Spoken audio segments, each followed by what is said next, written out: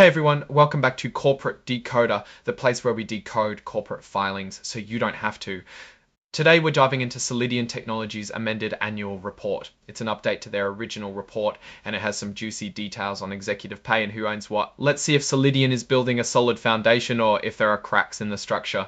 So why the update? Well, Solidion needed to add information about its leaders, their pay, and who owns the company's stock. They initially left this out, relying on a technicality, but now they're filling in the blanks. This update also includes new certifications from the top executives, promising the accuracy of the financial information. Let's talk about who's running the show. Dr. Bo Zhang is the Executive Chairman and Chief Science Officer. Then we have James Winters, the Chief Executive Officer. Vlad Proncevich is the Chief Financial Officer. And Dr. Songhai Chai is the Chief Technology Officer. They are joined by directors John Davis, Cynthia Ekberg Tsai, and Karen Joyce T. John. Dr. Zhang also has a high position at another company, Global Graphene Group, or G3. He splits his time between Solidion and G3. 70% of his time should be on Solidion. Solidion also going in versus G3 for a portion of Dr. Zhang's costs. James Winters, the CEO, has a history in oil and gas, telecommunications and retail, with a background in mergers and acquisitions. He's also an author and former professor, which is interesting. Vlad Proncevich, the CFO, also worked at Mac FM Corp and has experience in corporate finance at 64 Audio, a global audio brand. Dr. Chai, the CTO, used to work at G3. Following the closing of the business combination, Dr. Chai left his role at G3 to focus on Solidion. John Davis has a background in battery monitoring technology and has held executive positions at companies focused on lithium batteries. Cynthia Ekberg Tsai is the CEO of a software company and a biotechnology advisory firm with experience in investment banking and brand building. Karen Joyce Tachonance has experience as a CFO and director for publicly listed companies, focusing on financial risk and compliance matters. Now, let's dig into the compensation details. This is what everyone wants to know. How much are these folks getting paid? Let's look at some of the numbers from the summary compensation table. In 2024, Dr. Bo Zhang's salary was $140,000, while James Winters, the CEO, got $300,000 plus a $40,000 bonus. Songhai Chai made $130,000 and Vlad Proncevich got $225,000 along with a $40,000, along with a $40,000, along with a $40,000 bonus, along with a $40,000 bonus. James Winters and Vlad Proncevich have employment agreements with some interesting perks. Besides their salaries, they are eligible for bonuses, including one tied to the company's stock price. They also get a cut if the company is sold. Those agreements also mention that if either of them is fired without a good reason, they get a severance package that includes salary continuation, bonus payments and efforts continuation, bonus payments and benefits continuation. Dr. Zhang and Dr. Chai also have new employment agreements from February of 2025.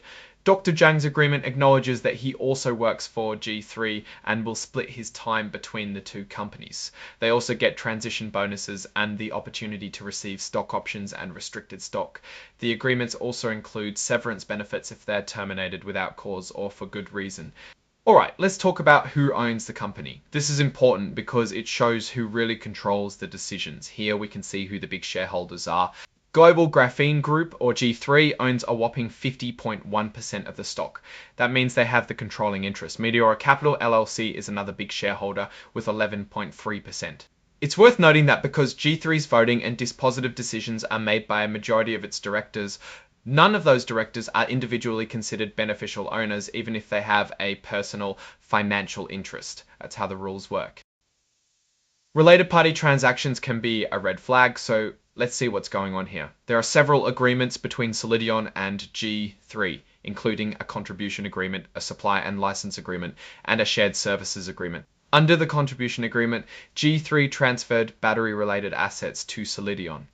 The supply and license agreement means G3 will supply graphene and graphite products to Solidion and license some of its technology. And the shared services agreement is where G3 provides operational support to Solidion, including employees and equipment.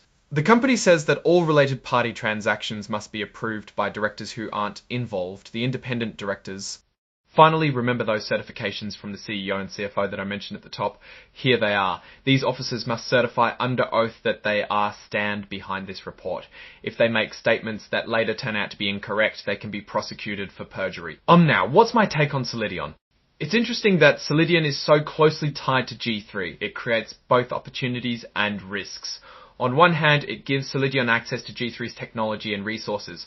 On the other hand, it means Solidion's success is heavily dependent on G3. I believe that is called non-independent operations. The executive compensation seems pretty standard for a company of this size, but those bonuses tied to the stock price could create incentives for short-term thinking, not necessarily great for long-term value creation. One thing to watch out for is those related party transactions. While the company says they're approved by independent directors, it's still important to make sure Solidion is getting a fair deal. As far as I'm concerned, they are operating as a subsidiary of Global Graphene Group. Overall, Solidion is an interesting company with some potential, but it's important to keep an eye on those related party transactions and how the company manages its relationship with G3. Thanks for watching. If you found this analysis helpful, please like, subscribe, and leave a comment below. What do you think about Solidion's future? Let me know in the comments.